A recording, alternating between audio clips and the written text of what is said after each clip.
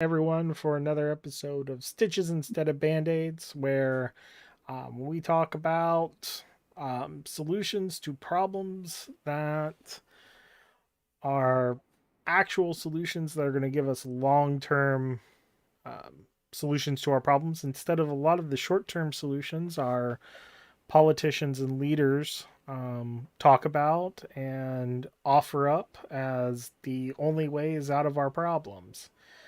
Um, we were not here last week, but just because I got in my first shot of the COVID vaccine and it was a doozy. So I was not up for the intense conversation that we were going to have. But we are here, and we should be here on time every Wednesday at midnight Eastern time or 9 o'clock Pacific time. So, um, what we are going to tackle in the next couple of episodes here and with my friend Chris is I we are going to tackle policing and the justice system. And these are sensitive topics, especially right now, but also important topics. But they're also very big problems. Like, you think immigration is big, and then you compare it with policing and the justice system, and you realize that that's small potatoes in comparison. So this is actually going to probably take 2 or 3 episodes to get through all of this, just because we have so much we need to go through to properly address the problem. right, because one of the concepts I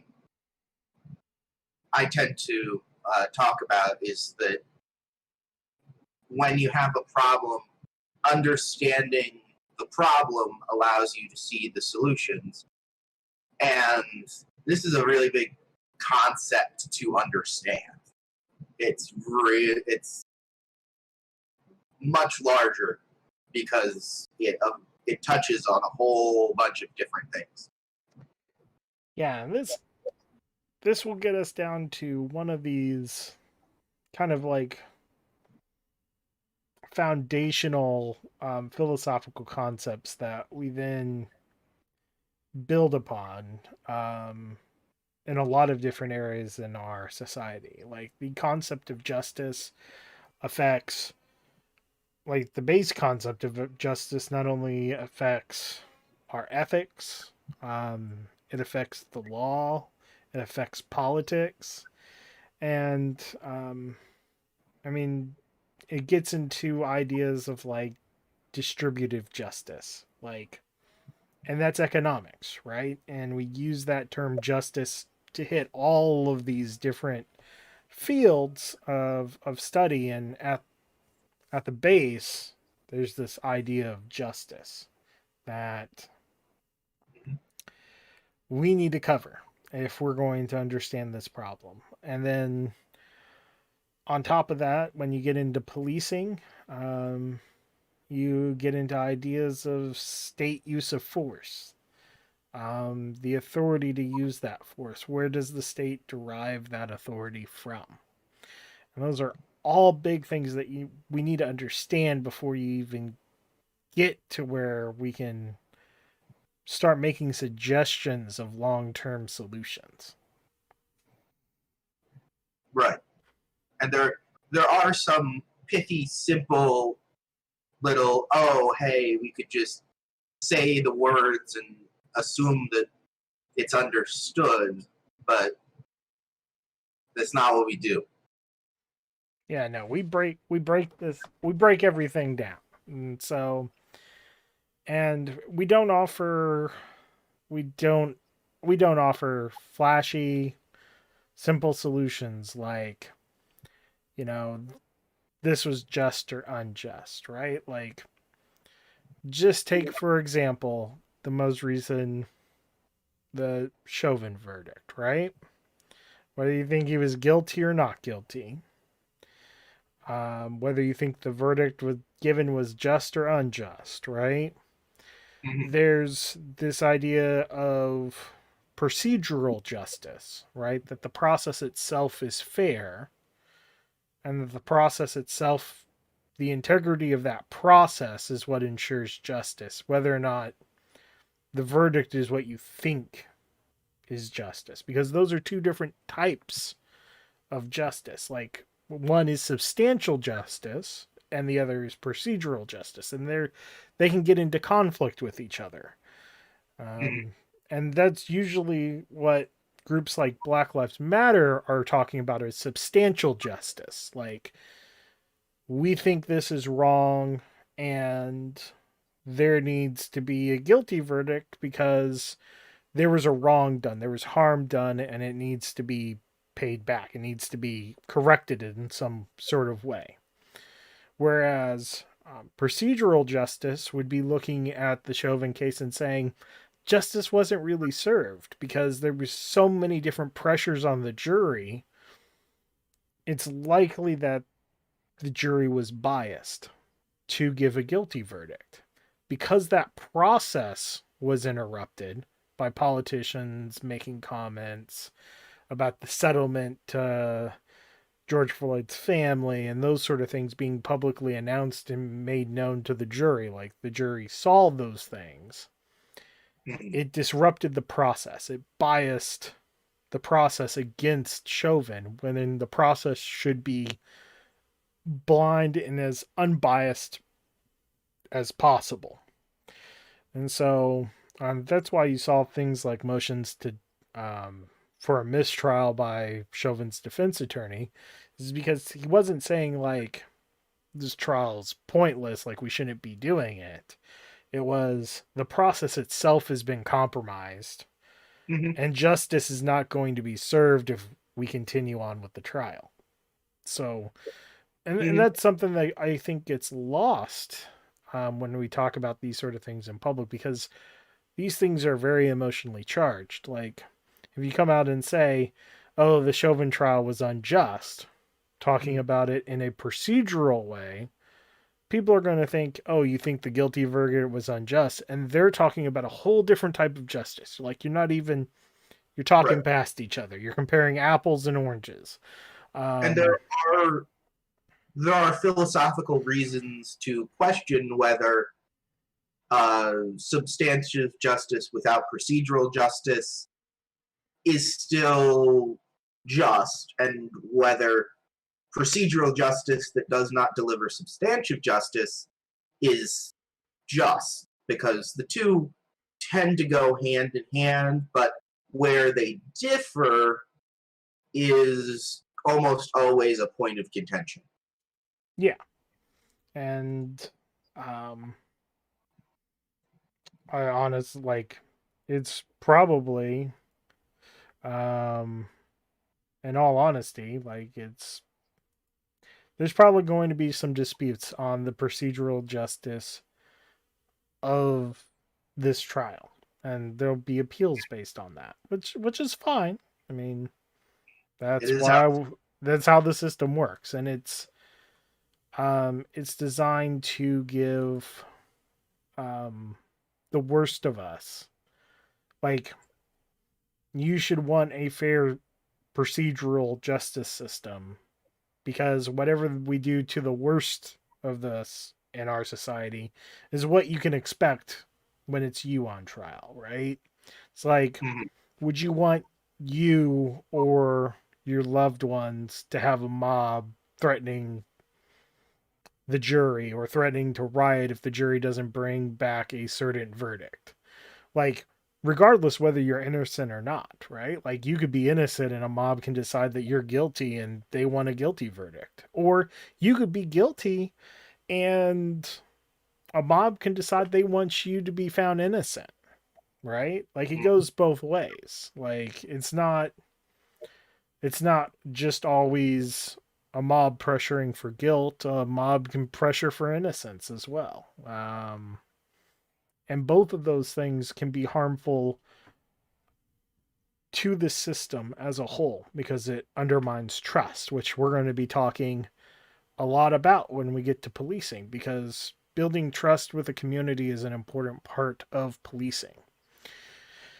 But with that, that was just one example of two different types of justice. There's actually more types of justice than just those two. That's justice specifically looking inside of the law. There's a sense of justice when it comes to ethics, um, which is equally important when we're talking about policing.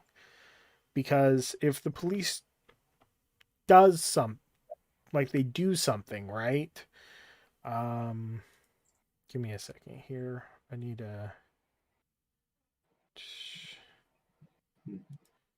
Sorry, we're for some reason I have Path of Exile here as a game for us streaming, which we're not doing that.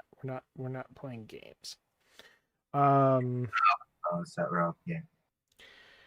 So. So, administrative issue. Yeah, administrative issue. But keep talking. Like you pick it up when we're talking about justice and ethics. So, justice is often seen in ethical circles as a enforcement for violations of an ethical standard. And the issue oftentimes is what ethical standard applies when you're talking about justice and ethics, because something that might be just according to one standard might not be just according to another standard. You see this oftentimes in controversial court cases that aren't necessarily related to criminal trials, but are related to civil trials, like puppy mills. Are puppy mills allowed to exist, kind of thing? Because, on one hand, they might violate somebody's ethical standards, but they don't violate someone else's.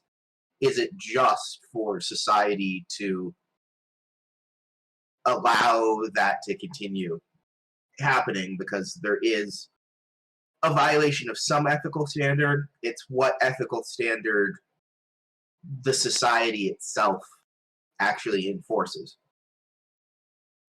And that's a huge thing that plays into politics, because if society enforces an ethical standard, any one specific ethical standard, and says, this is how we are intending to rule through our laws, there are always going to be people who try to influence what the ethical standard is being used for their own gain. So they can say, oh, let's make this activity be unethical and illegal, which can be a detriment to society because we value things like freedom in our society. Yeah. And that's been something that's the idea that, is it just to allow hate speech? Is it just to incorporate a restriction on speech because someone may not like the speech that's being done? Though that is a complicated thing, and also plays into the ethical idea of what a just society is. And these sort of things change over time. Like go back 500 years and having a state ruled by having the idea of justice and ethics dictated to you by the Catholic Church is not uncommon, or at Right. least having a lot of influence over the state. Um, go back, go back a couple thousand years from there, and um, you literally have cities that base their whole ethic off of Hmm. what we call mythology now, but it was pagan religion. Like Hmm. religion had a sense of justice, and the thing is you go to Athens or something in ancient Greece, they're going to have a different idea of what justice is compared to if you were in Sparta. Like, and those those two cities were actually relatively close to each other. Oh yeah, And if you look at a map, Athens and Sparta are not that far apart.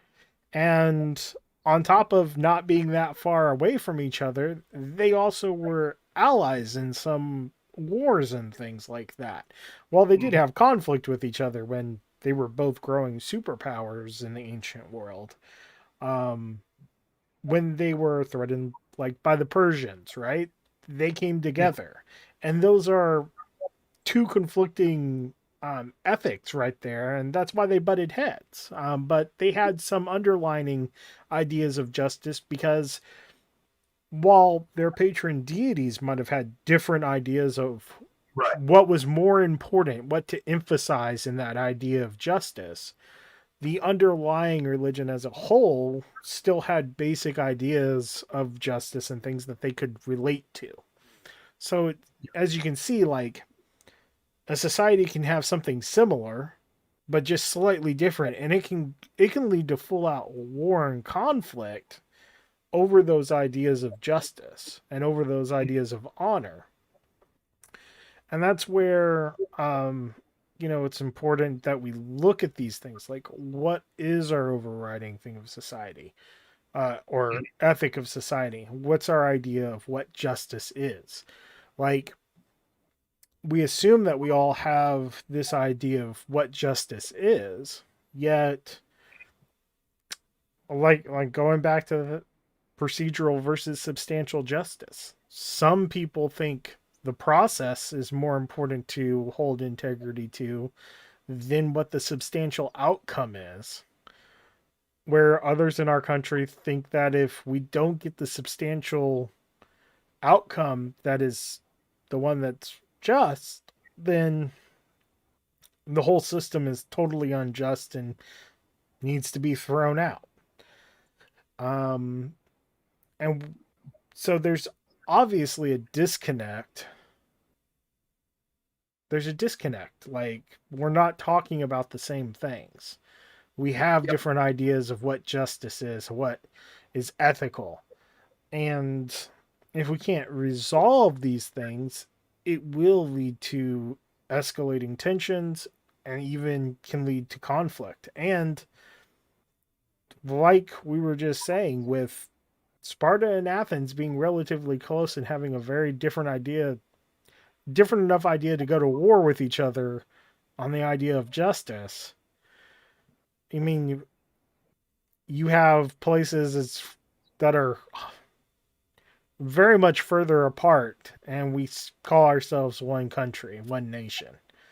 Um, and there is disconnect there. Like, somebody from the city of New York is not going to have the same basic ethics and values as some country boy from Right. Hickville, right? Like that, comes from a small little town that has like 100 people max, right? Right. And the policing concerns are very different in those areas.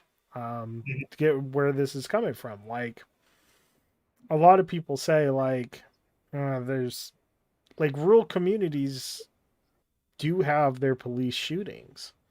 Like every police department is going to have that because they are agents of the state that are given specific duties to act with force. Mhm. And sometimes that force is going to be deadly force. Right. And So yeah, going, if we look at how societies implement justice, there is a concept called the rule of law, that societies implement laws, and then the law is the basis for how to uh, how to act in justly in the society. So when you have a law that says there is a procedure for going through an eviction, for example, it would be unjust to evict someone without going through the procedure. The so what how societies make those laws and how those laws reflect the concepts of justice for members of the society is a very complex thing. Like you can argue that the people of a very large, diverse nation uh, would not have the same concept of justice, and that on some level, laws may have to be different because the conditions of the people and the place across a very large space are different. Like uh, there's varying legalities on, let's say, uh, owning animals and potentially owning a lot of animals in various places, and it's nowhere near as potentially important than the use of deadly force on a conceptual level, but it still points to, oh, there are laws, and the society and the community has agreed that in this area you can't have a pigsty. In this other area, we'd actually like you to have a pigsty. That's great. and those are things like zoning laws.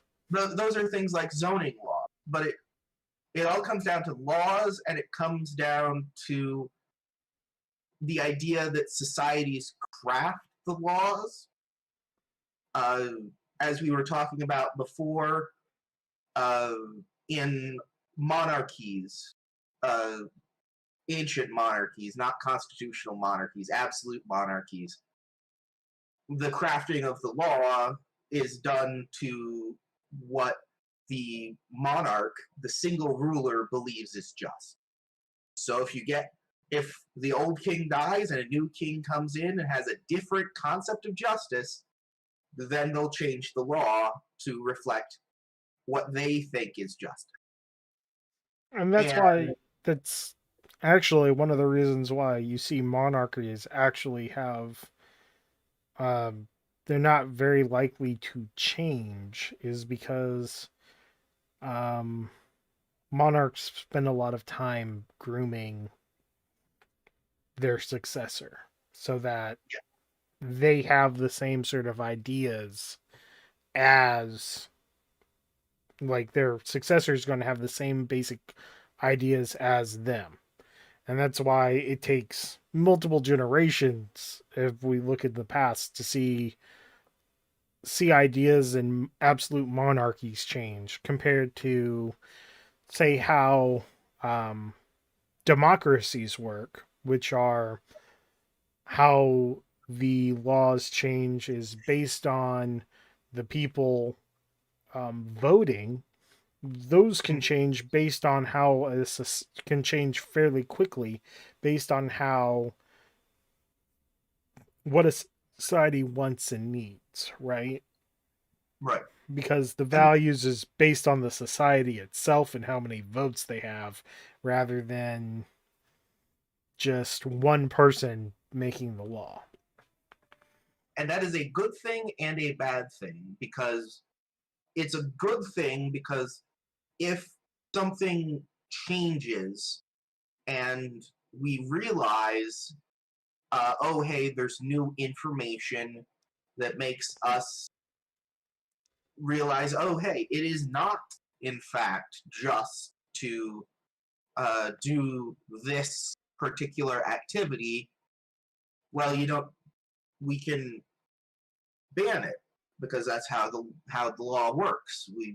You campaign about it, and you don't have to try to influence one specific person who has the power to change the law. You can set up a public campaign and go, oh, hey, everybody, this is new information that says, oh, this particular activity is unjust, and we should change the law now to reflect that changing justice. On the other hand, in a society, you want to have a continuous understanding of what the law and justice is, because if the law is changing often and is changing rapidly, it leads to a lack of stability because people don't know what will be legal tomorrow or next week, whether even if it's legal or illegal today. And that is a real problem for people in unstable political environments, because if you don't know who's in control or who's making the laws or whose laws are going to apply on any given day, you can't prepare for the future. There's no way to deal with your own future or your children's future, and that's a lot of what humanity is about, is going, oh, how do I prepare for tomorrow or the day after? Another problem with democracies is a majority can basically strip minorities of rights and of freedoms fairly easily, just based on, we have the votes, this is what we want.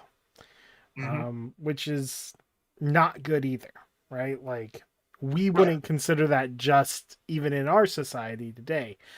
For the most part, like, we don't think minorities, and I'm talking about, not about color of your skin, I'm just talking about the minority party, whatever that is, right? Like a block of voters that are the minority.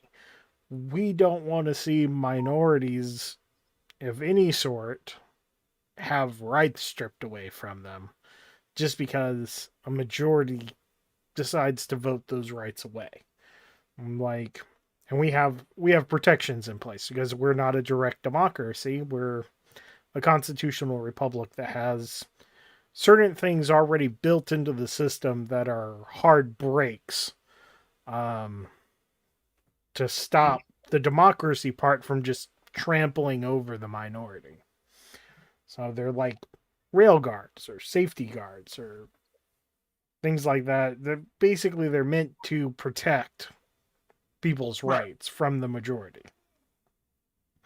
And in doing so, they do slow down the ability for certain things to change, which is also a good or a bad thing, because as much as quick change is a good and a bad thing, if you flip it around, slow change, you know what the law is going to be tomorrow. You have a degree of certainty about what things are going to be like in the future, but any sort of injustice is going to be... It may take years to change the system if there is a change in what the concept of justice is in the people, and there may be a significant period where the law has not been updated to reflect what the people of society believe is justice.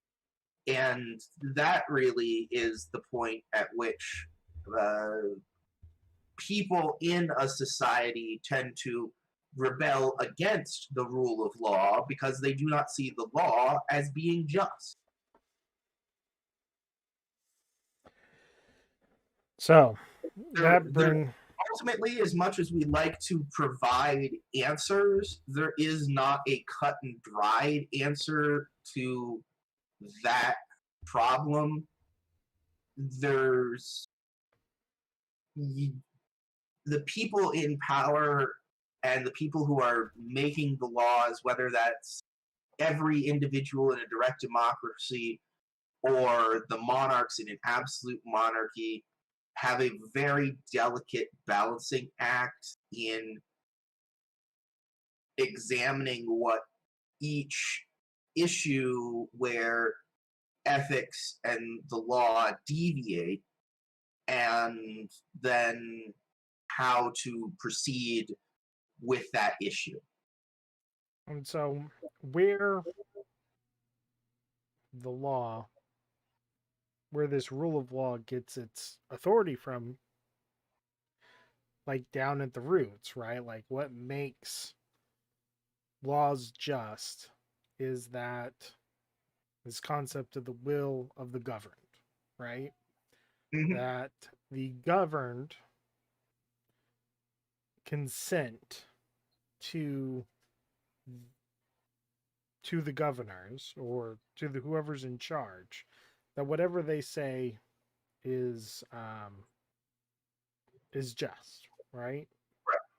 Um, basically, in So, this in absolute monarchies in the past, there was this idea of divine providence, right? Like right. God makes me have the authority to be the king, but as we see in the past, just because you say God gives you the right to be the king, if the will of the people, they decide you're an asshole, Mhm. um, they will go ahead and just have removed monarchs and Yep. aristocracies if they don't like what the king is doing in an absolute monarch. They'll step up and remove the monarch. I mean, where we get the Magna Carta from, which is kind of like a proto constitution, is from a monarch being a douchebag to the aristocracy, and the aristocracy wanting some protections, like in writing that the king had to agree to, or Yep. it was war, and so the king was kind of forced against his will to make concessions. Um, and so really, um, the will of the people is what it boils down to is that you have this idea of rule of law and the will of the people. And if the rule of law isn't upheld, right, you get chaos, disorder. No one can function in society pretty much, right? Right. And if you don't have the will of the people, it doesn't matter what the rule of law is like because the people are going to eventually uprise and overturn that because the Mhm. law is the law that is the rule of law is unjust to the society itself. And so there's Yep. this constant balancing act between making sure that the government and the state has the will of the governed, right? That they're legitimate, but also that they maintain the rule of law so there isn't disorder. Either one of those two things get too far out of balance and the society collapses. And that's what happens when you see a society or a nation collapse is one of those two things has failed at bare bones. Yep. Like either people are fed up with the government or the government is not able to maintain the laws. Yep. And And it's it's important to note that there is a certain level of discontent or non enforcement of laws that a society can tolerate. A society is like, oh, yeah, well, except if you only get, if there's a law that is not enforced at all, or is enforced very rarely, and only for particularly egregious violations of the law. If you look back at the early history of America, there was the Whiskey Rebellion, which calling it a rebellion isn't really a big thing. But a bunch of people just didn't want to pay their whiskey taxes. That's where moonshining comes from. Because the American government had instituted a tax on whiskey to try to pay back all of the loans they had taken to fight the British and to generate capital for the states and the government at the time. And people were just like, no, we don't want to pay our whiskey taxes. And George Washington actually tried to ride out to the frontier in the Appalachian Mountains. It was the frontier then. And brought an entire militia with him, and the people just didn't show up to actually fight him. So the militia just hung out in the woods and then went home and went, oh, well, I guess there's nothing we can do to try to enforce the whiskey tax on the people. And it meant that for a long time in America, there still are whiskey taxes. You still need a tax stamp to be able to distill liquor. But up until Prohibition, it was not enforced. It was not really enforced unless you tried to be really overt and be like commercial about it.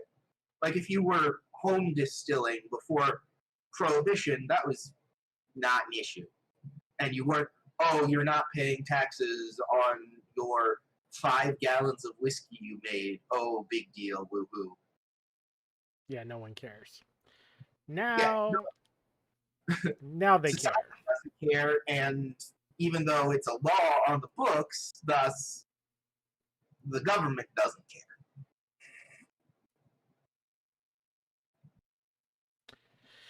So this gets us into where we're actually moving through this concept of justice actually a lot quicker than I thought we'd get through it.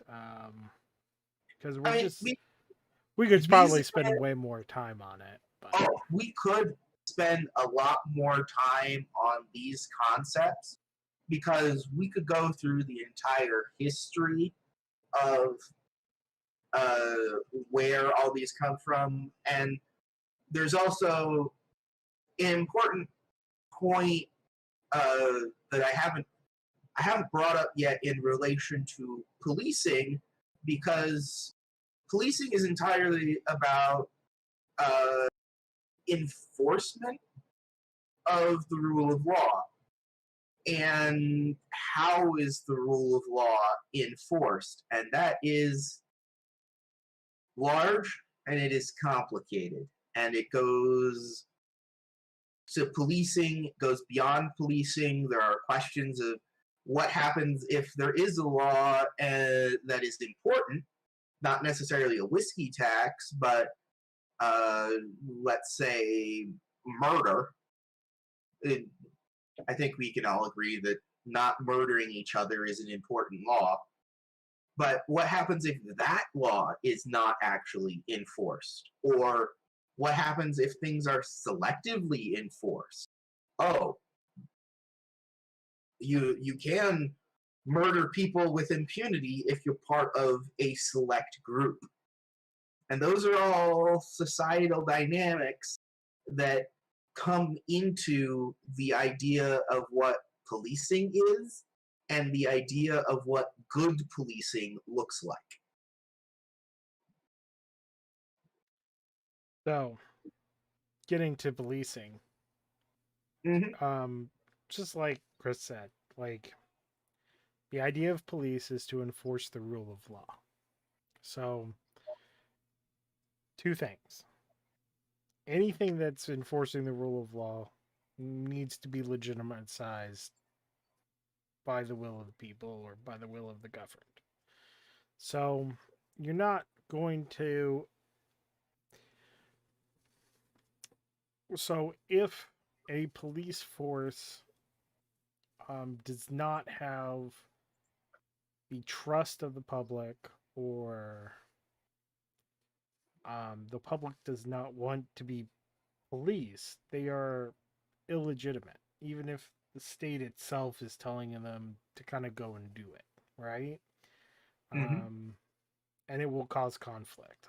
Um, and in all honesty, like if we're talking about an ideal situation, the if a, a community was like, we don't want to be policed, the police would just stop responding to those areas.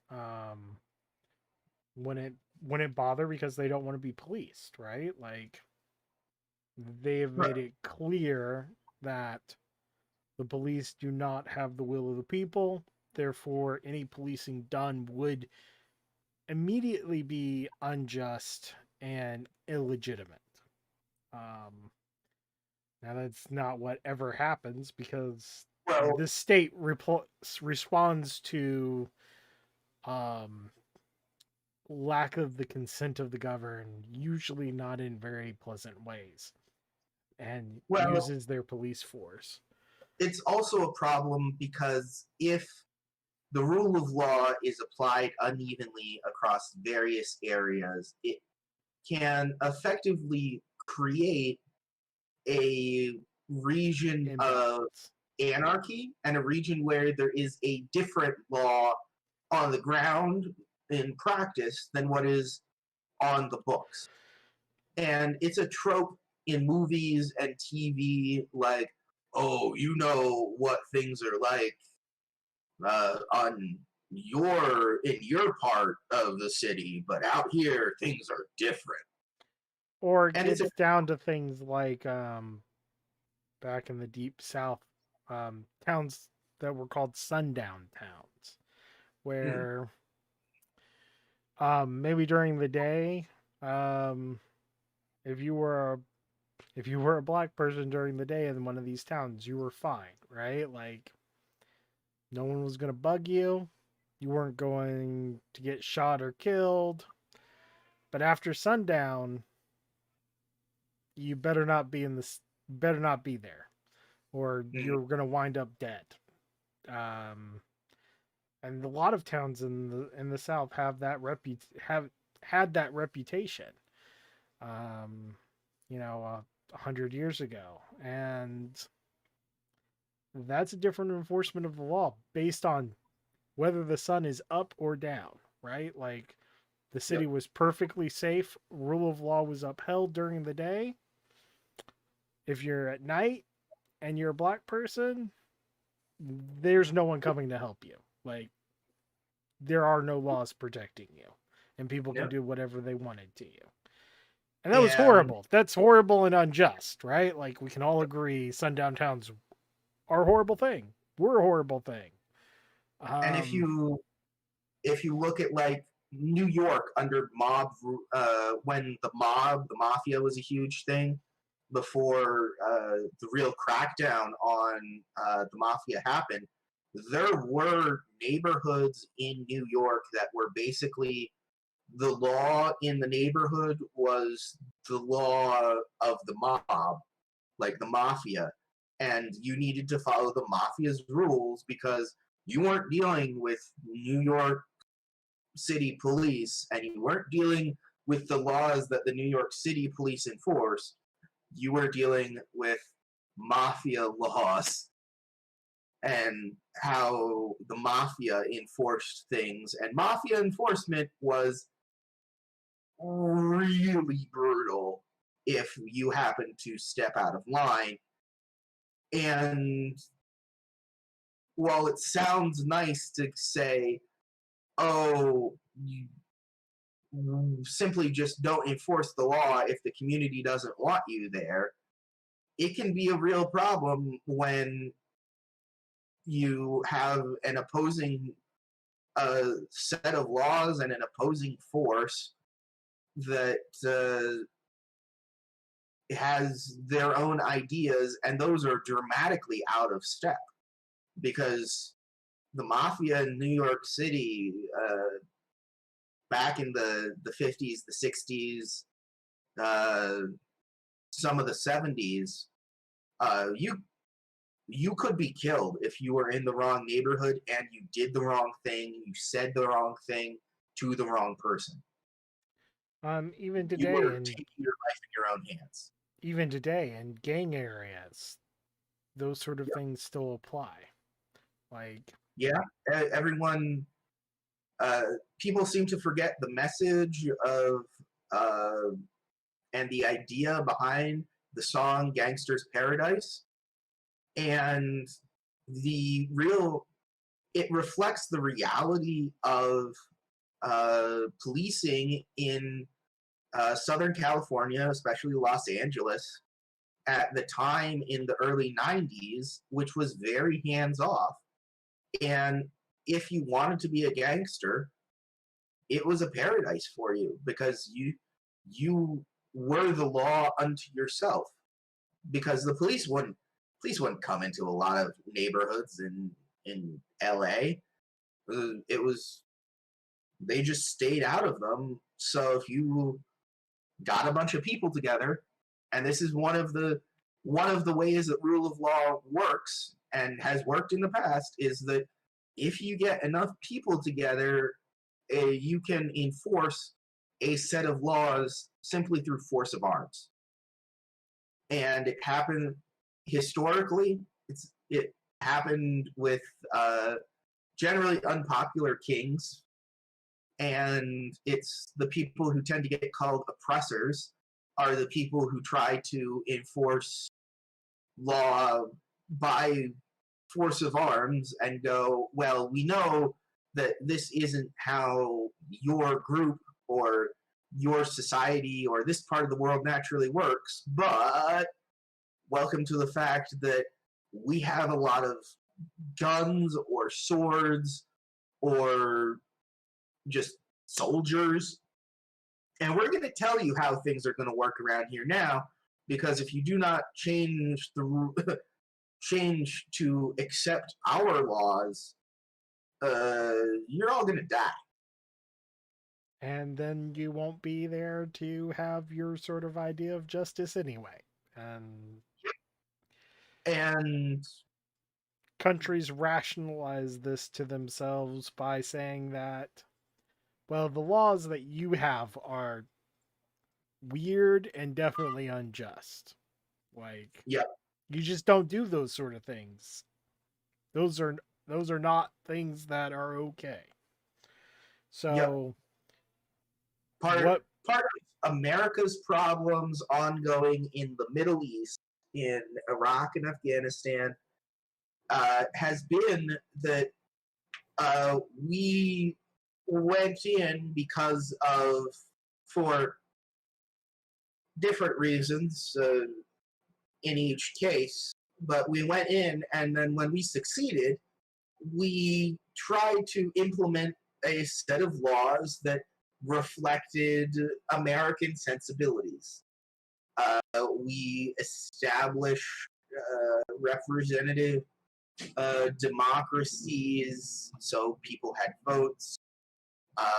We tried to establish secularism in the government in areas where religion is really tied into the identity of the people in the Middle East. Like, religion is incredibly important. theocracy is a thing there, which is like Iran is a literal theocracy, and we invaded two countries that have borders with Iran, and it's when we tried to implement a set of values that did not reflect, in many ways, the sense of justice of the people of those areas, we just didn't get any buy-in. And the people were like, oh, this is the American way of doing things, and we're just doing it because the Americans tell us that's how we're going to do it. And there were people who definitely exploited the fact that we did not have that buy-in and formed local militias that enforced their own rules and their own law in parts of Afghanistan and parts of Iraq. We actually, under Bush and Obama, we actually negotiated with the leaders of some of those people, some of those militias, as a self-preservation tactic because they were so powerful that we negotiated to create a border where, oh, you won't go beyond, here's your territory, and you won't try to enforce your laws here, and we won't try to enforce our laws on you if you stay over there. Yeah. So it's alternative power structures and alternative laws from alternative sources. So, and because America is so big geographically, I mean, we get into these problems of we have federal laws that go cover the entire country, and sometimes that doesn't reflect the will of the people in a specific area. So the police have this issue where they need to enforce laws, and those laws might not reflect the will of the people in that particular area. Now, from a policing standpoint, at that point, you kind of have two options, right? You can enforce the law as is written, even though people are going to hate you for it, or you can be lenient on that enforcement, like whiskey tax was in the early days of this country, right? Like, those are the two options police have. And as someone who's lived in bigger cities and lived in small town communities, right? Like in Hickville, you know, there is a big difference in how the police interact with you, right? Like in a big town or a big city, they have no idea who you are. They don't care who you are. This is their job. This is what gives them a paycheck. They don't get paid very well. They get okay benefits, but as far as they know, they can get the next interaction is going to get them shot and killed, right? Like it's dangerous. There's definitely a hazard to their well-being, and they see horrible crap. Like, oh yeah, you want to see the dregs of humanity, become a cop, okay? Because the job of a police officer is to go respond to calls when someone is believed to be violating the law, often in an egregious manner. It's, oh, you see someone getting stabbed? Okay, that's a violation of the law. Call the cops. You see someone punching someone else in the street. You see someone get into a car accident and then drive off while the other car is on fire and there's somebody screaming. Well, now you call the police.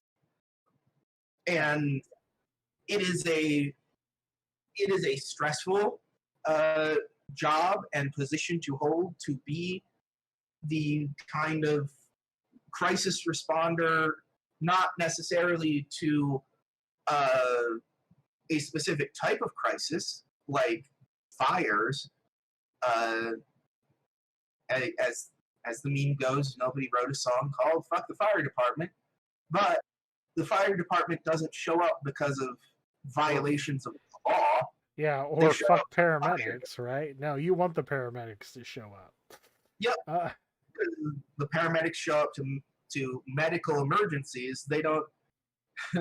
The police show up when there is a violation of the law, and honestly, there's a lot of times where people who are violating the law believe that they are doing the right thing in the moment, perhaps. There are a ton of justifications for violating the law, including that the law is not Unjust. reflective of justice.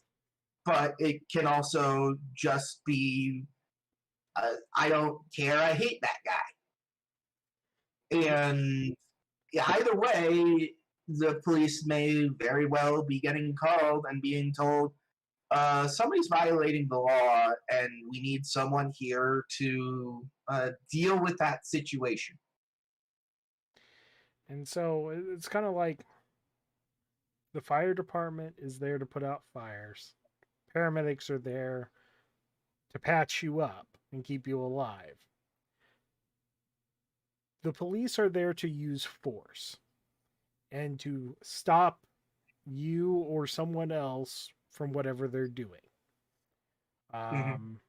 And to get to the bottom of the situation or the dispute or whatever.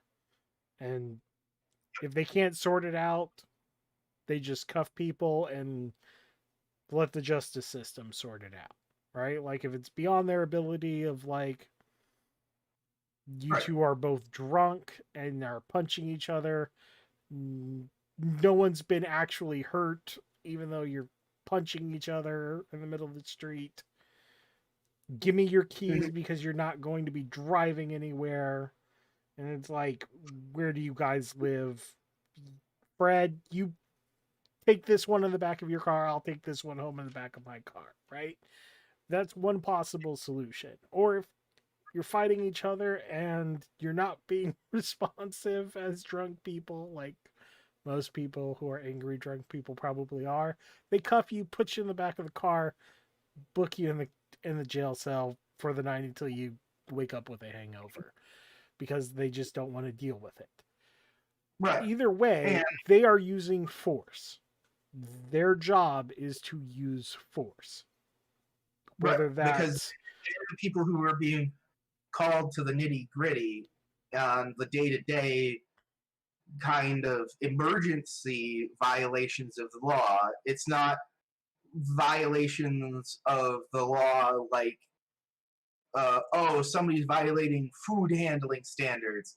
That's not called a police issue, because no, you call it health department and you talk to them and they'll send out an inspector, because it's not an emergency that risks immediate life or death consequences if there is not someone there to stop it right now.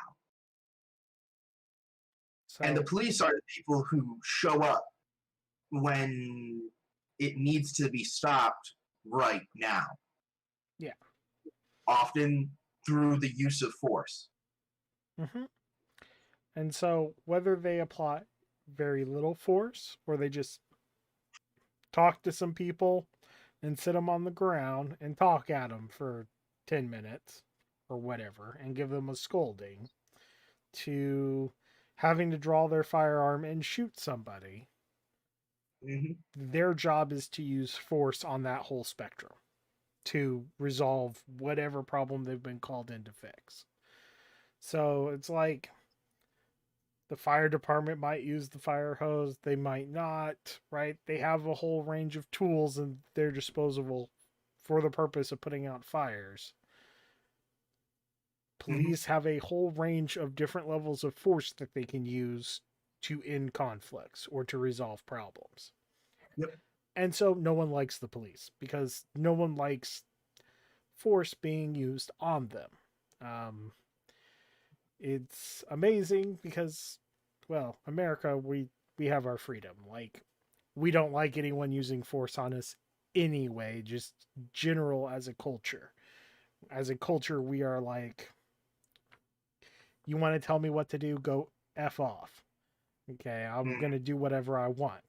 Which is great if you want to start a rebellion and kick the British out of the American colonies and, set up Yep. a very liberal government that, in the classical sense of the word, that's very free and focuses on freedom. That's a good attitude to have. If you're dealing with the police and they're trying to resolve an issue, that's an issue that's an attitude that's going to get more force used upon you, which you're going to like less and less. So it ends up that police are hated, or disliked, because of that. And honestly, that is their whole job, is to use force as Mhm. agents of the state. Um, Now, is that inherently bad? No, because we like the rule of law, even if we don't like force being used upon us. Right. Like, no one's going to say, well, sure, this person should be allowed to break into my house and take whatever they want Mhm. because we don't care about the rule of law. No, if someone breaks into your house and starts taking things, you're going to call the police. You're going to want it resolved, Mhm. um, and you're going to want your shit back. That's basically how that goes, right? Like, you want your stuff back. Cool, right? Well, that involves someone else having. I mean, that means the police are going to use force on that robber, right? Like, Yep. you called to have someone use force, because we, when you live in a society and we have a state like we do, that state has a monopoly on the use of force, right? Like, we decide whenever there's a problem, we are going to have the state use force instead of us individually, right? Or at least for the most part, Yeah. I, because there's self-defense laws, right, in a lot of yeah. places, and There, that authorizes the individual to use force in the defense of themselves or for others. yeah. And it's those laws are often uh, framed in a way that says, "Oh, you can't wait for the police to get there in a situation. So, therefore, if the individual needs to use force to resolve the emergency situation, then that is justified. It's self defense. You end up with the things like the castle doctrine, where it's, oh, somebody is uh, armed and invading my home, and I can't leave, and I cannot wait for the police to respond. So it becomes a literal life or death situation often, that some action has to be taken. And this is a I think this is a good to make a differentiation, right? Because a lot of talk I've seen on the internet or in the news are cops are like, oh well, the cops were aggressive or they acted on them before anything happened, right? There's this idea being applied to police that they need to react to a threat of force being used against them or against someone else, instead of them using force to prevent a use of force by someone else, right?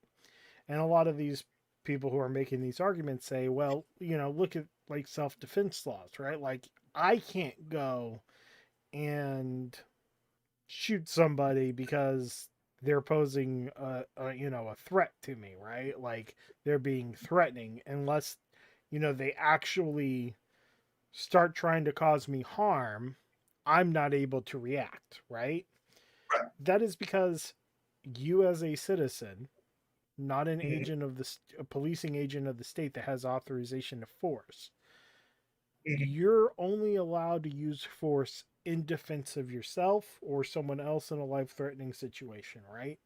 And Mhm. that threat has to be immediate Yep. because you don't have that authorization to use force. The state has the monopoly on the use of force. They are the only ones, for a better part, are given authority to use force proactively, right? So when a criminal is using force on you proactively, they're breaking the law. They're not justified in using that because we as a society have not given them that authorization, right? That's why we have laws. Police, on the other hand, are acting on behalf of the state that does have the right to proactively use force, or at least currently how we have things set up in our current set of laws, right? The state has the sole authority to proactively use force.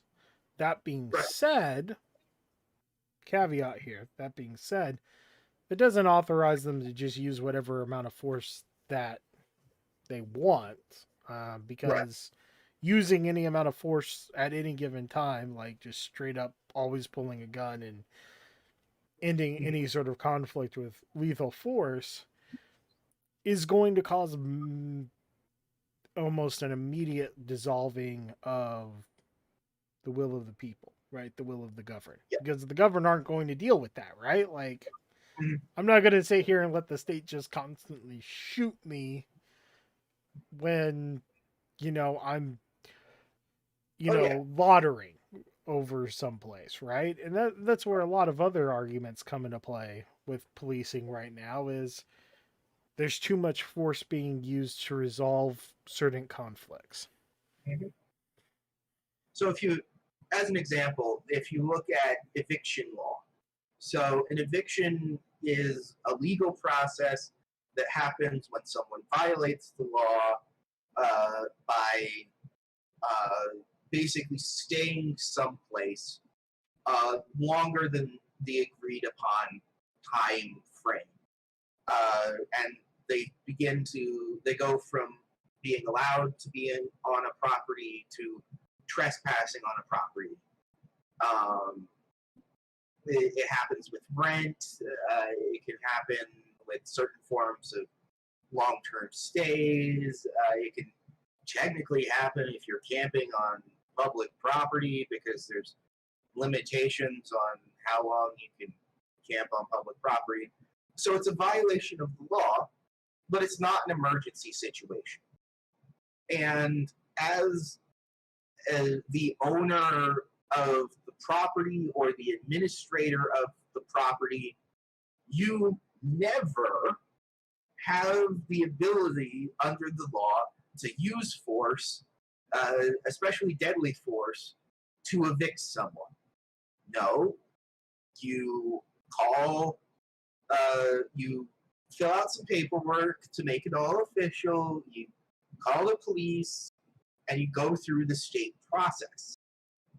And if the state process that says, okay, the state has agreed that the people are not supposed to be there and that an eviction is a legal process, the cops can come out and can actually use force to make an eviction happen.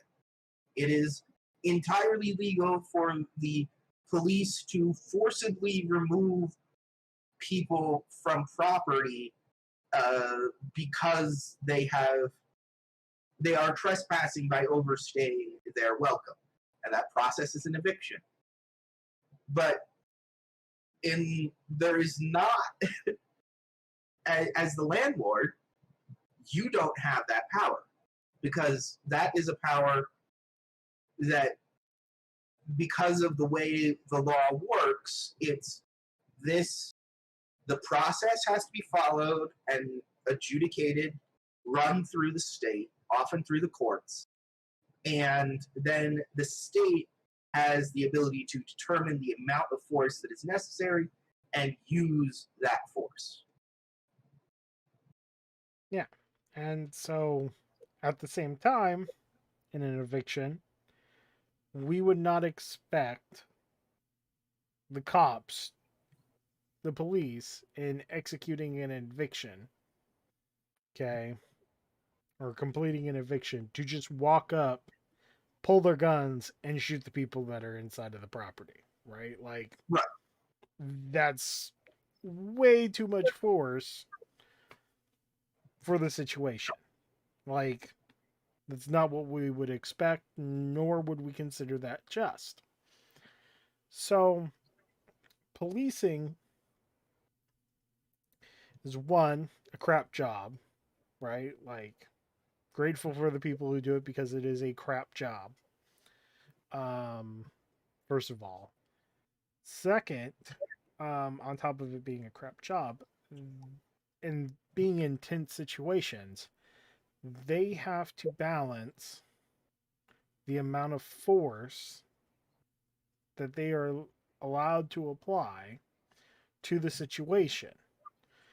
And they have a huge range, right? And this is getting into where we start getting into the problems with the police force in the United States. Our police force is severely undertrained. And just by any sort of standard, except for maybe like the Congo in Africa, like that doesn't really have a police force, right? Like the amount of training that is given to our police in most places is like almost none, right? Like a lot of these places don't require a degree of any sort. On top of that, their pay is they are severely underpaid compared to most other places in the world that have most developed countries. So they're underpaid, they're undertrained, and we expect them to do a lot, right? One, we expect them to use the exact proper amount of force, which in high stress situations, we expect them to know the difference between someone that's having a mental health crisis versus just being douchebags and trying to do acts of violence.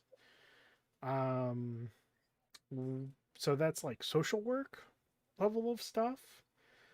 We expect them to understand when people are having medical emergencies instead of, you know, being violent and resisting, force. That requires some sort of medical training. So we want them to have um, social work training. We want them to have medical training. We want them to have like use of force training. We want them, well, obviously, to be able to defend themselves. Like, we expect a ton of stuff out of our police force, and we do not train them nearly enough to be able to handle that. And that's just, we don't train them enough and we don't pay them enough to do that sort of stuff, right? Like, and that's a problem on our end, right? Like, we the people, because we give, we there's a consent of the governed, the will of the governed, right? And we don't want to end up paying the taxes necessary, or if we don't want to pay the taxes, we don't want the taxes to go to that, right? So we have this issue where we want all of these things and we don't want to pay for it. And this is the story of America, right? We want everything and not wanting to pay for it. Um, um, so this is one of the biggest problems with our policing comes from, right? Like Mhm. I can without getting into any arguments, right? Like I could give Black Lives Matter everything they say, right? If I just Mhm. take everything they say as absolute fact, 100% factual, right? And say, well, how do we fix this, right? They want to say defund the police, get rid of it, completely abolish it, right? Those are arguments that they make. And I mean, I've seen articles where they say, like, some say, well, when we say abolish or defund, we don't Right. really mean like defund. We mean move funds around into different areas. Some people who are writing articles and have major platforms are saying, no, we literally mean abolish. We don't want the police at all. Which, Right. sure, that's an answer. But as we talked about before, rule of law is not going to be enforced, right? Like that can lead to chaos. Now, some of these people Yep. have other plans to deal with that, or say, if we invested in the community and the community gets all of this money that is going into the police department instead, there won't be as much crime. Like there won't need to be the police because it will be a more wealthy neighborhood and people will have better, more wealth and they won't need to resort to crime. Um, And uh, while it's true that crime rate goes down as wealth goes up, it uh, doesn't make crime disappear yeah, it doesn't make because crime disappear completely. yeah, Um, there are still going to be emergency situations, regardless of how wealthy or how culturally homogenous or any one of these other things that people talk about. There's always going to be something that happens. I mean, someone's going to have a at, bad day, as the Joker would like to put it. All it takes is one bad day, and all of a sudden you're going to need mhm, the police. yep, So that being said, right? Like it only takes one bad day. I mean, you're not. I don't think we need to get rid of the police or even defund them. If anything, they need more funding. Not more funding to buy um, retired military gear at a discount, like right. most police departments do with their budgets. So there's definitely something to be said about that, right? Oh yeah, yeah. But our police departments are underfunded by any objective measure when you compare to the rest of Western countries. Like that's one of the things that people like to do. It's like, well, compare it to countries over in Europe and their policing, right? They don't have police officers that are, killing their citizens all the time. Mhm. Which some countries actually in Europe have higher death rates per capita than we do, but that's besides the point, right? The countries that don't have high problems with their police, their usually require a 4-year degree. They're paid way more than our police are paid. They're better equipped. They receive a lot of training, and they're more connected to their communities than our police Mhm. officers are in a lot of situations, right? There's definitely something to be said that we need to change how we are handling our police force. Mhm. Um, and if we're going to point to European countries or other Western countries that we think are doing it right, we have to be willing to invest in that to get to Mhm. that same level. Like Yeah. it's You just cannot get the same results if you do not put in the money and the effort and the time you do not put in the same inputs to the system, you do not get the same results. That's Yeah. just how the world works. You can say, "Oh, I want the results of this process to be that," and it's like, well, then that's going to require a lot of time and energy and work, and you can't just get it by hoping for it, by saying it needs to happen without any of that, those inputs. If you want to really be practical about creating a solution and achieving those results, you need to be willing to invest to make those changes happen. Yeah. So that's one of the biggest problems. Our police forces are undereducated, underfunded. Another problem is, and this is going to get us in trouble. Just know this is going to get us in trouble. Um,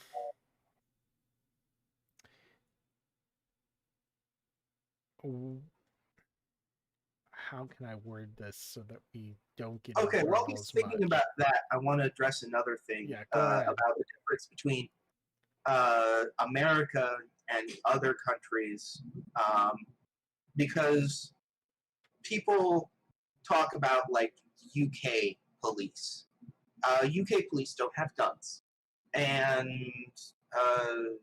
there are some other Western countries that don't have, where the police are not armed, and they do a perfectly fine job of enforcing the rule of law without needing guns.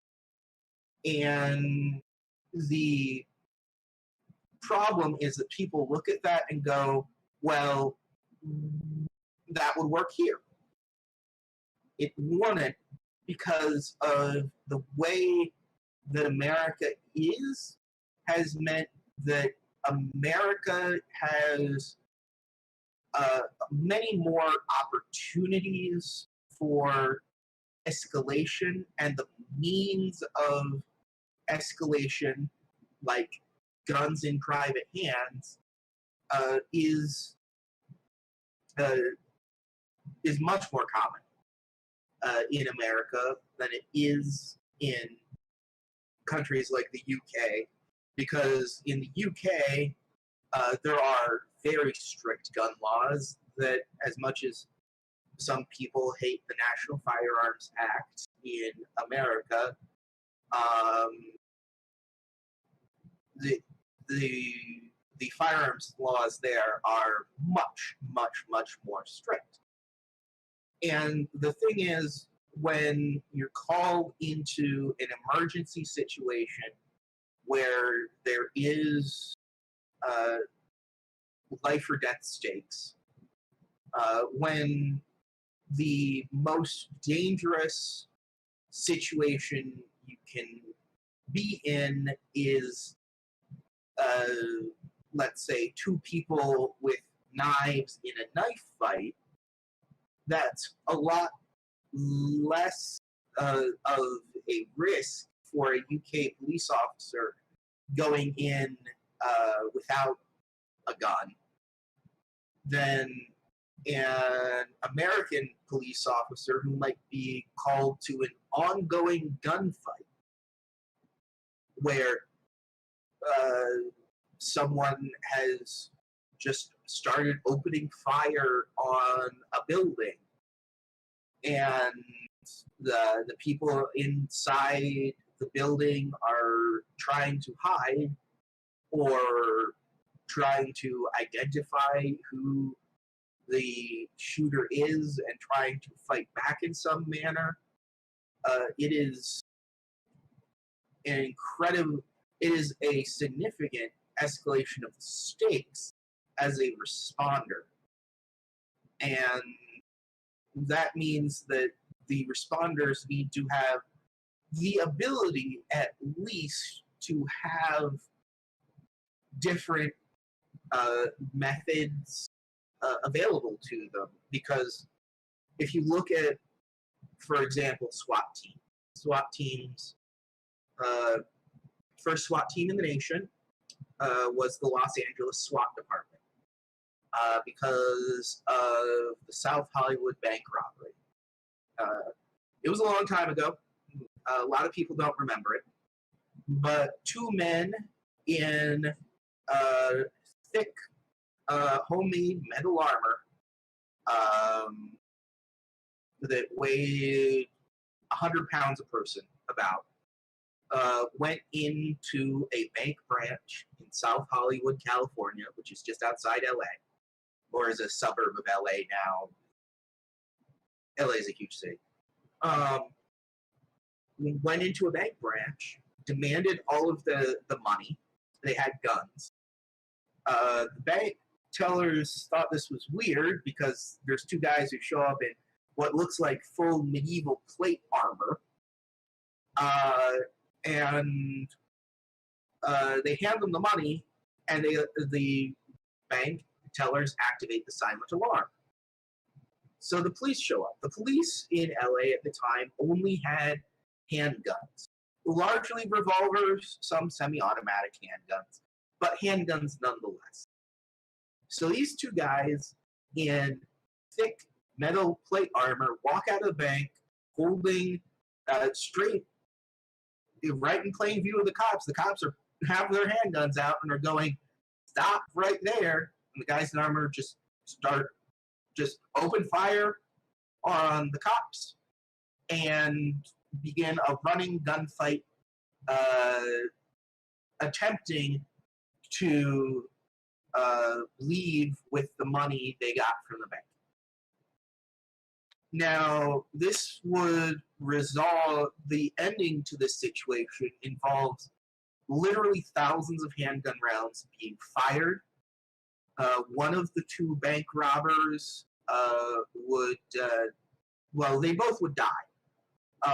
One would die from a particularly lucky injury, if I'm remembering it correctly. Something with like an eye hole or something, just due to the sheer number of rounds and the number of ricochets and everything. The other gentleman, non-gentleman, angry man, the other guy would actually survive and continue this gunfight for hours until eventually he was shot enough times in the legs that he bled out through gunshot wounds in his legs. There were dozens of police officers grievously wounded because the robbers came in with semi-automatic rifles. And the armor, they were more powerfully armed and armored than the cops. So SWAT was created on the basis that if there are criminals who are going to have the means to be very well armed, very well armored, then there needs to be the ability for the government in enforcing rule of law against criminals to deal with that.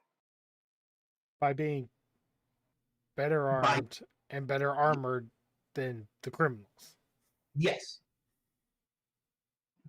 So, and this also gets to where I was going to say, it's going to get us in trouble, because there's no easy way to put this, right? Just like cops in America have to have the ability to use lethal force, because the ability of citizenry to have the means to use lethal force is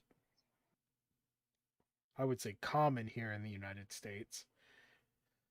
Mhm. Um, A third of Americans own guns, and another third are interested or willing to own guns. yeah. So with that, there are certain areas in the United States that are more dangerous than others. Mm-hmm. Um, we talked about this in our last episode when we were talking about immigration, that places like Chicago have a higher crime rate than Mexico does. And we don't consider Mexico a safe country, right? Right. So there are places like Chicago that are absurdly dangerous compared to the rest of the country. Mm-hmm. Like, if we're talking Like, about small town cops in a place that's never had any really violent crime, that might have one violent crime happen in a decade or every like 4 or 5 years or something, right? The cops are going to be way more chill because they mm-hmm. don't have to worry about something violent happening in their neck of Yep. the woods, their jurisdiction. Whereas a cop in Chicago, when they're probably responding to some murder scene or some place where someone's Mm-hmm. gotten shot, and a crowd will form, and they won't know, like, by the statistics, one in every three people who show up have a gun on them, right? Like, if you just take the statistics of America just generally, right? Like, Yep. it's going to be super dangerous for that cop, just in general, just showing up to a crime scene. Um, I Not mean, that they should respond with force immediately in every situation, right? Like, that's not yep. giving them justification to use force immediately all the time. But they are going to be so hopped up, like they have to be, right? Yeah. If they're going to The, survive in their profession, they have to be on edge. the the entire reason, like we were talking about earlier, where certain uh, communities and areas and neighborhoods have in America over time been isolated from police presence and have become had their own little alternative power structures, like the mafia neighborhoods of New York and parts of Southern California in the 90s, being a gangster's paradise. It's those started because uh, of an escalation cycle where eventually the police uh, said, uh, we cannot operate in this neighborhood without undue risk or without committing more resources than we have. We in uh, in Los Angeles and New York, in both of these situations, it was actually largely because of criminal gangs and smuggling. Because criminal gangs are involved in a lot of smuggling. New York was the biggest port in the world uh, 50 years ago, 60 years ago. Uh, so there was a lot of smuggling going on. There's still a lot of smuggling that happens through Southern California, Los Angeles, Long Beach are huge ports. There's the border with Mexico there that a lot of smuggling occurs over, which means there's a lot of reason for criminals to show up. And over time, They can it build up became, a ton of resources too. yeah, it became more and more and more dangerous for law enforcement officers to enforce the law, do their job in those areas. And they said, you're either going to need to give us a lot more resources so you can do this safely, or we're just going to back out. And in both of those circumstances, they backed out. And then eventually they received the resources later to go back in.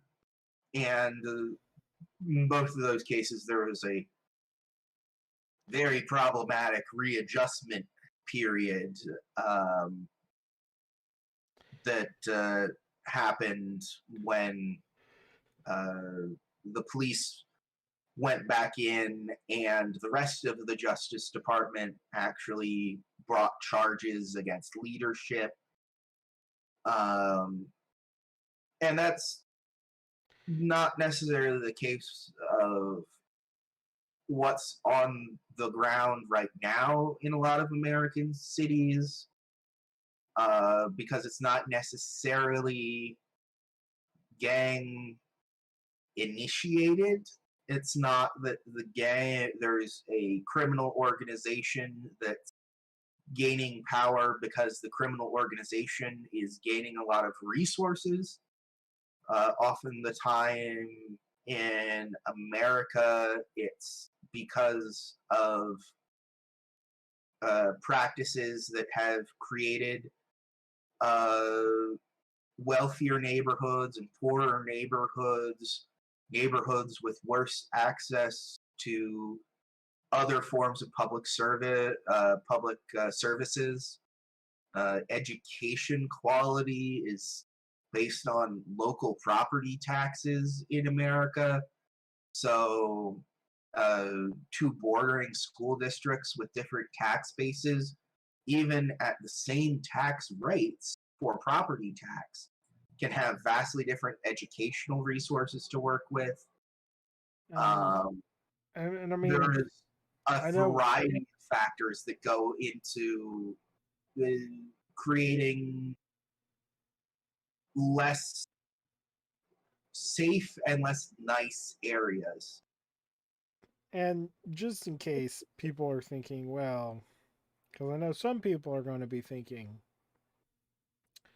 well, we just get rid of the guns, right? That'll make things safer. Like the UK got rid of the guns and it made things safer, and then the cops don't have to have guns. One, we have constitutional rights to firearms, so any gun ban is going to face a lot of problems. And two, the first gun laws in this country was actually in response to the mafia to try and prevent the escalation from happening. Mm-hmm. Criminals that become well funded or entrenched are not going to care, and it's not going to affect them just because there's a law on the books.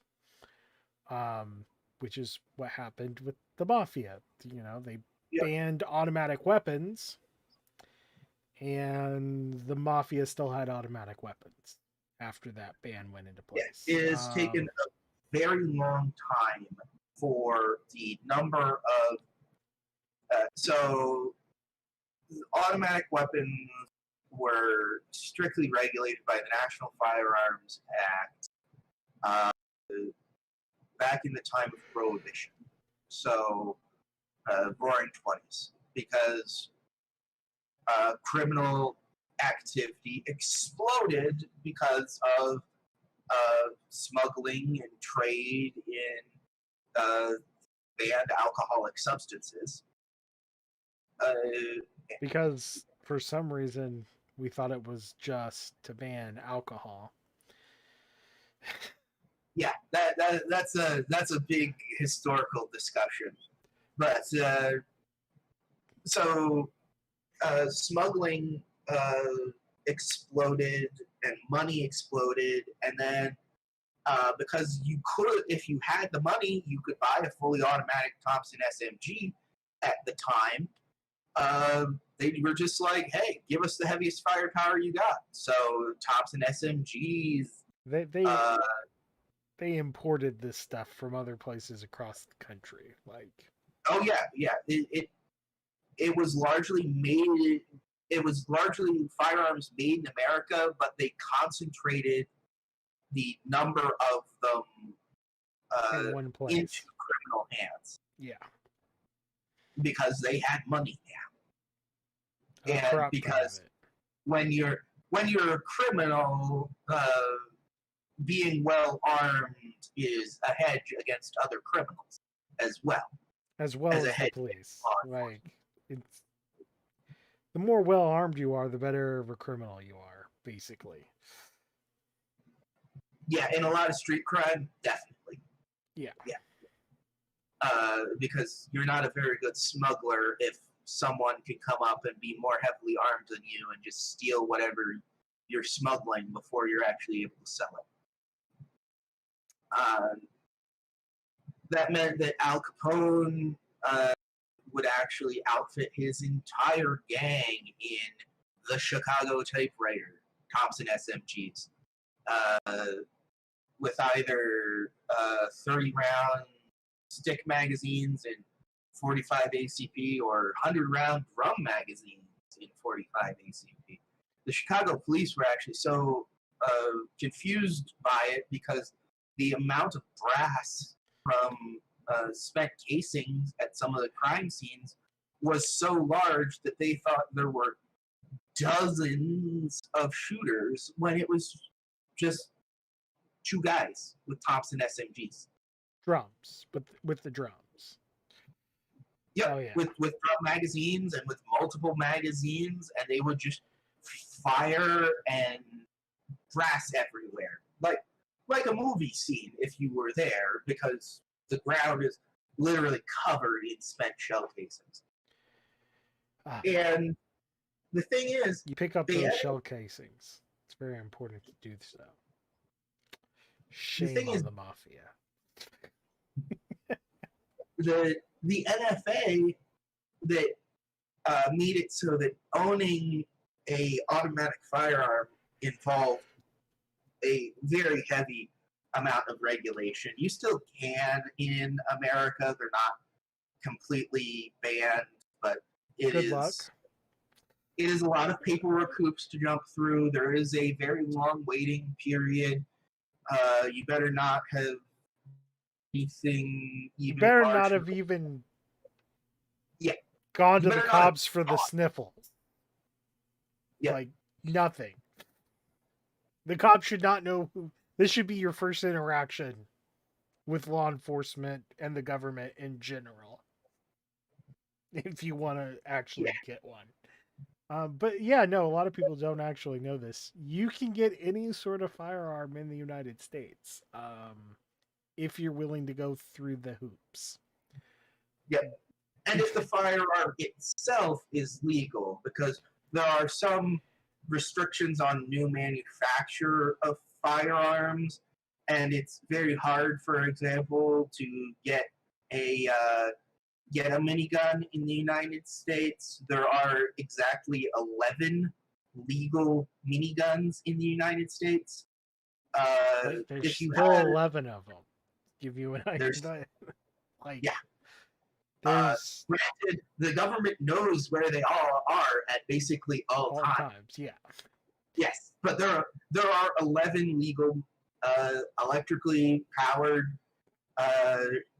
miniguns that are the same ones that the government uses, that were made and sold on the commercial market just before the cutoff for making them back in the 1980s happened.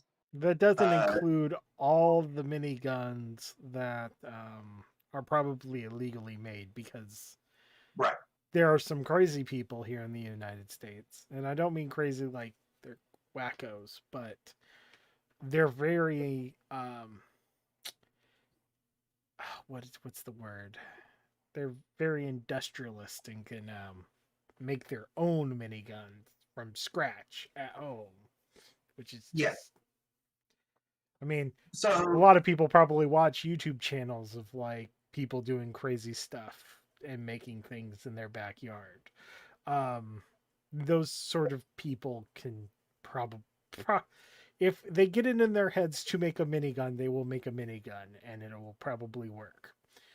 Um, mm, but so yeah, the like NFA, yeah, the NFA regulated all of this in the 1920s, and it was actually getting the number of automatic weapons in circulation in illegal hands down took over 50 years from the implementation of that law. By the time the 70s came around, it was mostly semi automatics, especially semi automatic handguns that were being used uh, by the mafia in New York and by other criminal organizations rather than automatic weapons. But and it that was took 50 years. yeah, that took 50 years. And if you were going to want, right? Let's say that the goal is to completely get rid of guns in the United States. Like say that's what we want. We want to be the UK that has almost no guns whatsoever held by the citizenry, which is a whole different question whether or not you want to argue whether that's a good idea or not. Let's just assume Yeah, this is what we want, not saying this is our position on the matter. right. But Because we're now more than an hour and a half deep in a discussion about policing. yeah, if that was No, what we wanted to do, we would not see it in our lifetimes. Our children would not see it in their lifetimes, probably. And it would probably be our grandchildren before we made real progress towards that. And that's yeah, for a couple of different reasons. Culturally, we like guns. Secondly, we have protections in place to prevent mm-hmm, that. And third, it would just take that much time to get the guns out of yeah. circulation.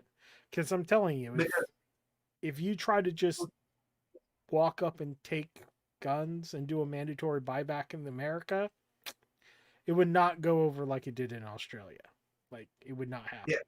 the and like I said, the statistics say a third of all Americans own guns, and that's a third of all Americans in a completely anonymous survey where it was just like, "Do you own a gun?"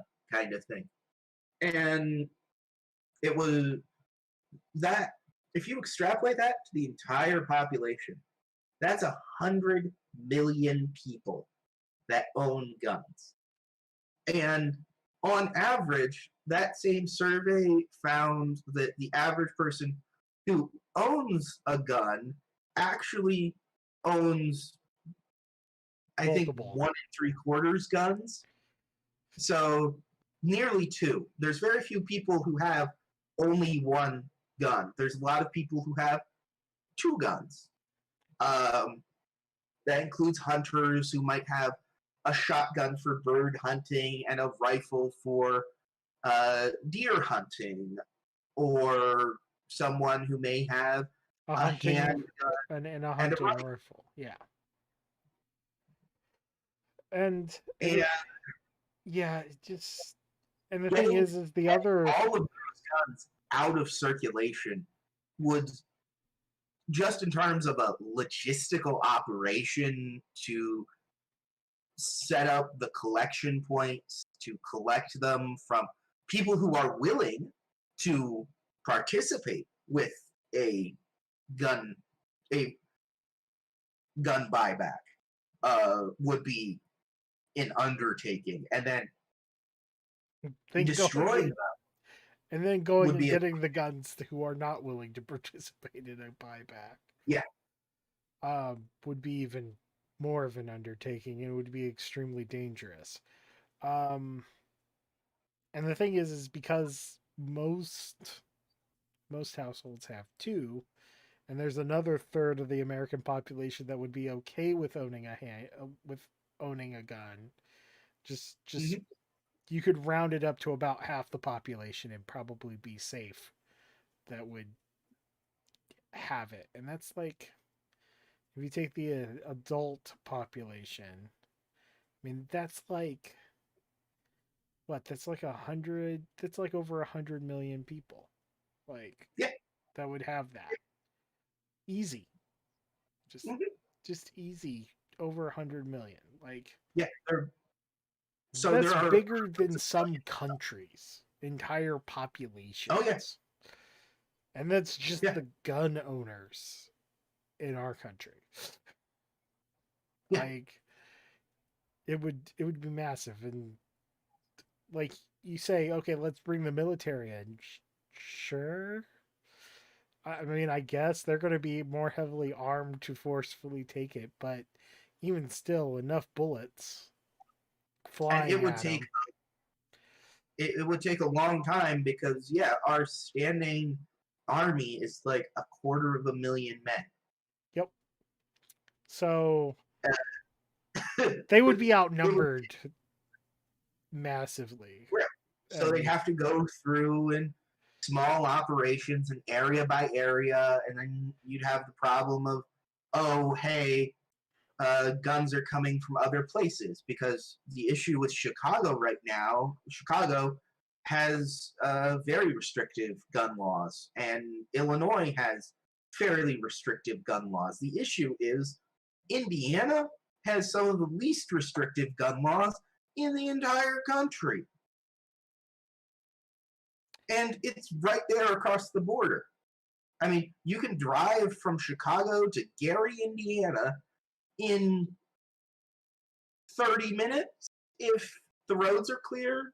So in an off time, just going down the interstate, and you can buy a gun in a pawn shop in Gary, Indiana, with an ID from another state. And from a lot of things, there's no compulsory waiting period for long guns. It's only like a 3-day waiting period for handguns, or maybe a week waiting period for handguns in yeah. Indiana. It's not very long.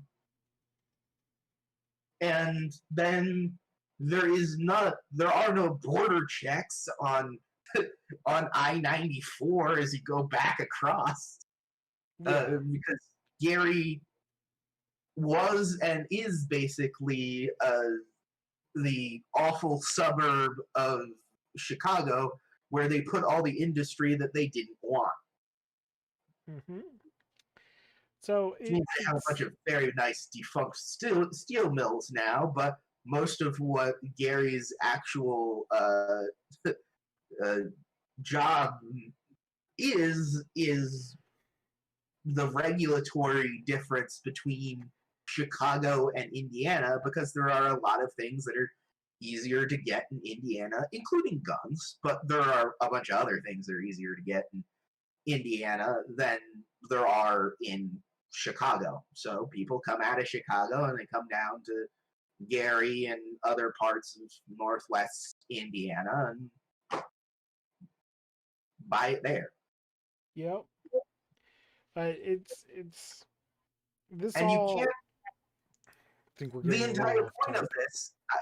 was disarming police officers, Yeah. and you can't disarm police officers until there is a reasonable expectation that the situations they are getting into will not have criminals or just people with guns.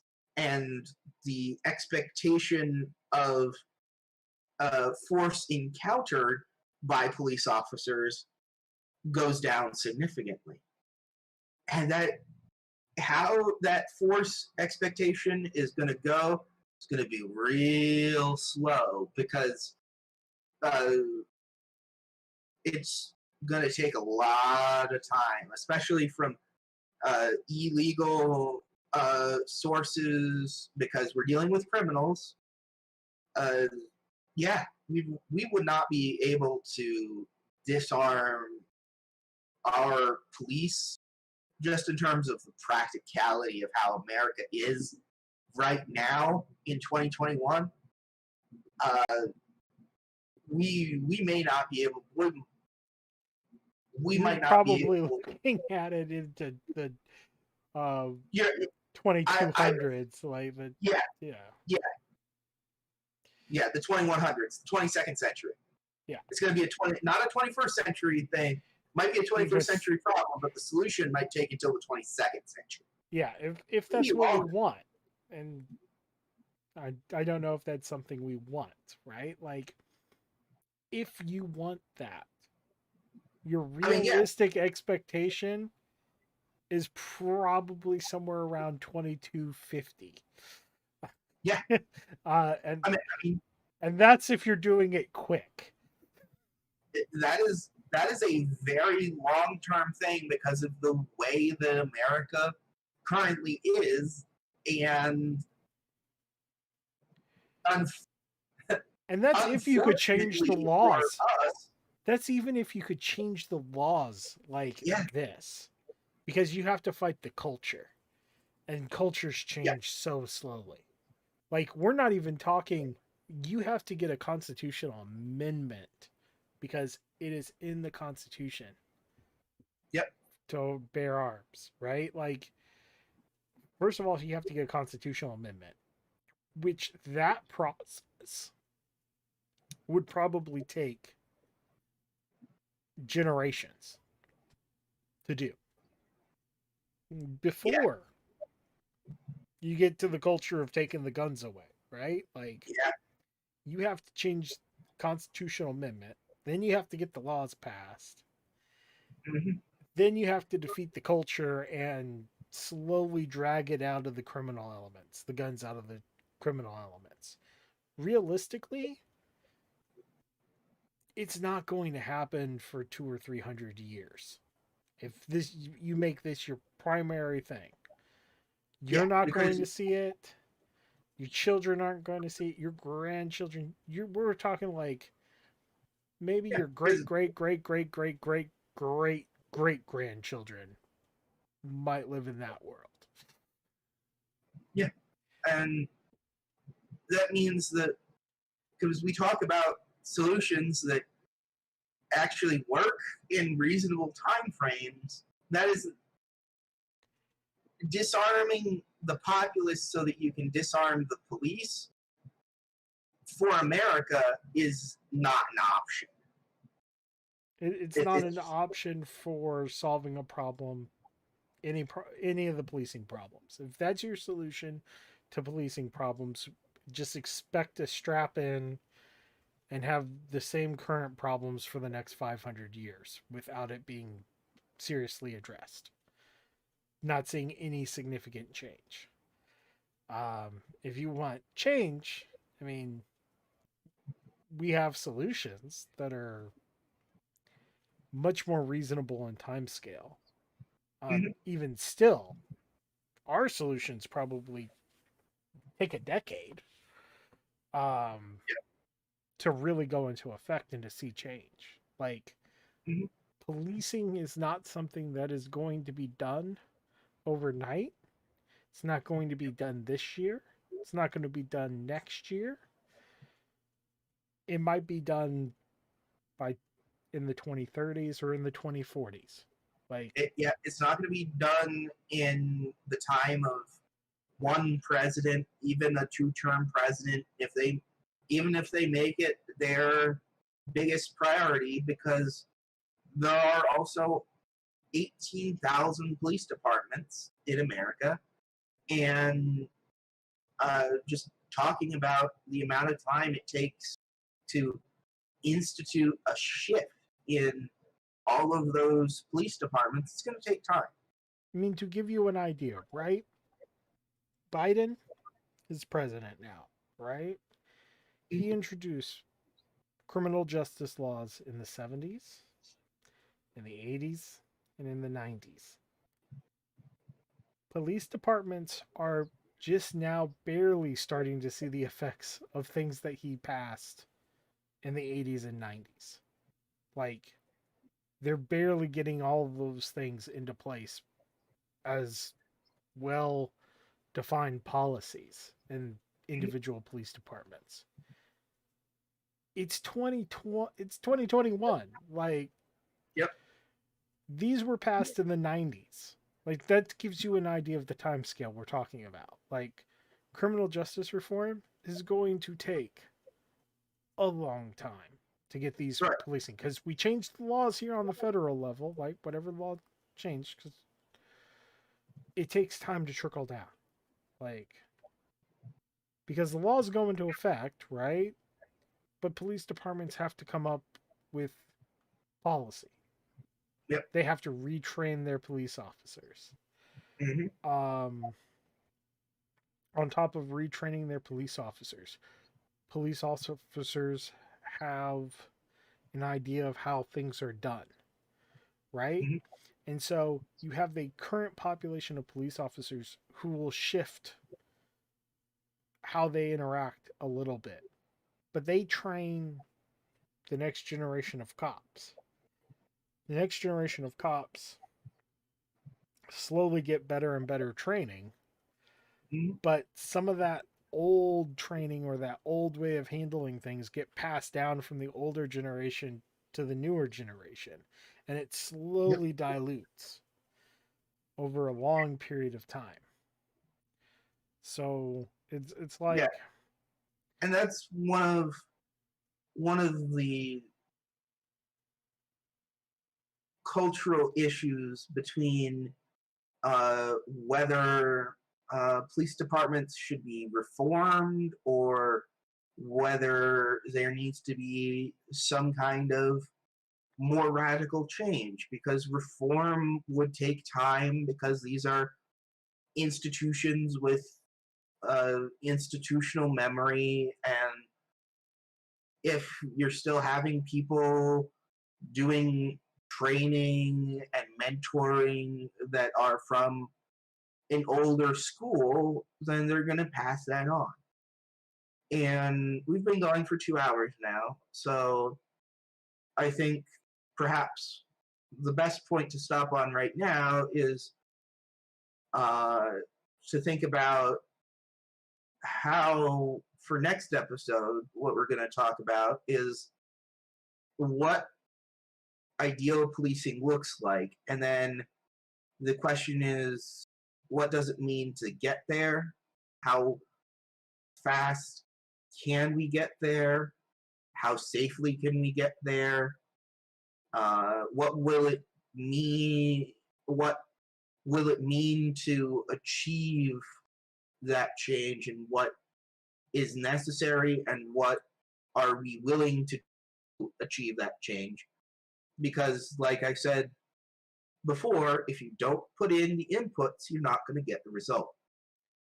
yeah, and it's unfortunately, we'll also have to talk about, like, what is going to be not only the cost financially, like what we're going to have to pay, what we're going to have to change in our culture, because we're going to have to pay that cost too, but Mm-hmm. also the cost of the time that it takes. Like, and during that time, things will be much the same as it is now, because we are Yep. talking over a period of 20 or 30 years.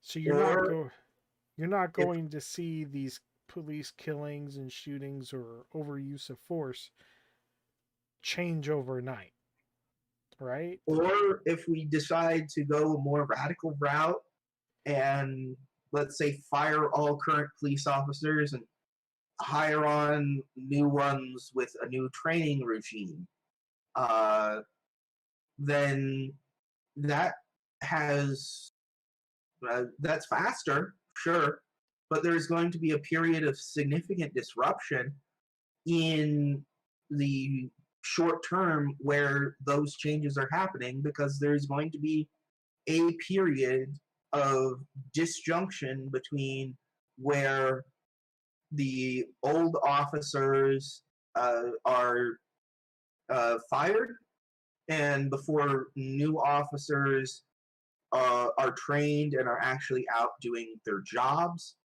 and that is a huge risk as society, and both to individuals, because if you need to call the cops, uh, do you want to have someone showing up who may not be well trained or well experienced in doing their job? I mean, there's a reason why cops have a period of time where they are with a training officer Mm-hmm. out on the streets, where they are paired with someone that's experienced, because it is a job where you need to learn the ropes, basically. Yep. And if we wipe out, we take the more radical road, people are going to have to learn the ropes with no guidance. And that means we're going to see there's going to be a cost in human life either way.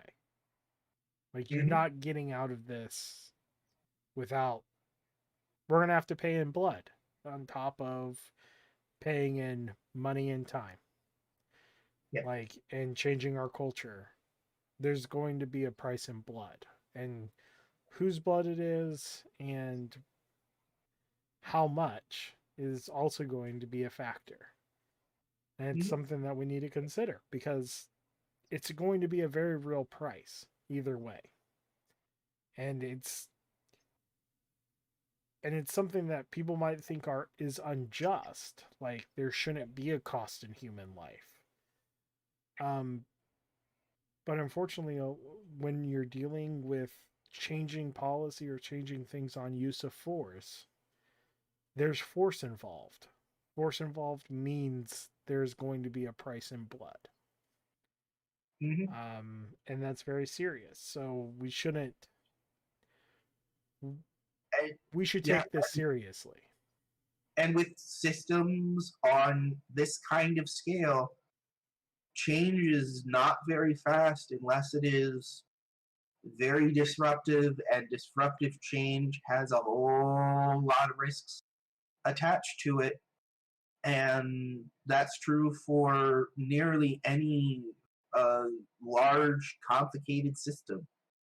And like we talked about, the number of guns, the number of police departments, um, And just just the the sheer number of scale of variables. Yeah, just the number of variables. Like, anything that we suggest, like, there's an element of unpredictability, of America. unintended consequences of enacting these policies that not even we can see, right? Like, Yep.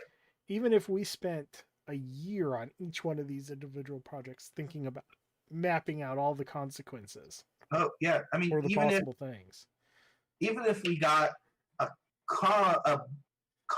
commission of experts from every different related field, and we got them to all contribute to some giant 1,000-page comprehensive report, which the government could do right now if they wanted to, that had recommendations in it. And even if we followed those recommendations uh, perfectly, there is a large possibility that there is just not No, going to be. there's a guarantee. Yeah, Like, it's there's basically 100%. Something's going to happen that's not predicted. yeah, something's going to be happening that's going to be not predicted, and the real question is how major is that deviation from the predictions going to be? Because if it's not too big of a deviation, it might not be a problem, but the big deviations, when we're talking about rule of law and law and order kind of topics like this, if there's any kind of big deviation from expectations, that could mean having to readjust. It could mean losing people's lives. It could mean greatly increased crime rates. It could mean All of it. rebellion against the government because the government's being oppressive. And the thing is also on the time scale, right? Yep. Um, unintended consequences compound with time. So if you have a slight deviation on a project that takes a year to complete, right? That slight Yep. deviation is not probably going to cause any big problems. You have a slight deviation on something that takes 30 years to complete, that slight deviation could be a big problem 15 Yep. years down the road. And you don't know. Like, Yep. even experts wouldn't know. Like, is this small little deviation from the plan really going to cause that a problem? Yep. And this is where a lot of our problems stem from, right? It's not that people made poor decisions, right? It's people made decisions probably thinking about it and putting in the best they could. And there were small problems, and those small problems grow out of control 30 or 40 years down the road. And Um, even in terms of current stuff, the internet's only been around for oh, uh, God. so long. Cell phones, cell phones are a new enough thing that there are entire generations of people still alive who don't remember cell phones existing. And because of those changes, uh, criminal practice has changed. The way our government works has changed. Our ideas of what justice and what has changed. The idea of what the law should be has changed, and it has taken time for the reality of all of this to adjust.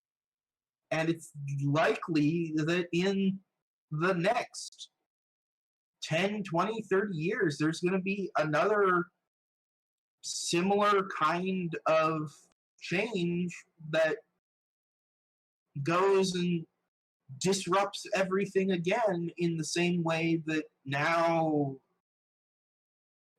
I guess, 30 years on from the internet and 40 years on from commercial cell phones, uh, those have completely changed the game for our society, our culture, our laws. It, there are so many unknowns when we're dealing with big systems and dealing with big time frames. But that begs the question of how fast are we willing to work? How much risk are we willing to take in terms of what happens if uh, this screws up because something goes wrong? Small now and with unintended happenings long term, or something big because we tried to go too fast. Yep. So go ahead and think about these sort of things over the next week. Comment on the video. Go ahead and follow us and subscribe to Fat Troll Gaming, and hit the like button to have more people come and see this so that we can start discussing. Let's think about these problems. Let's understand the underlying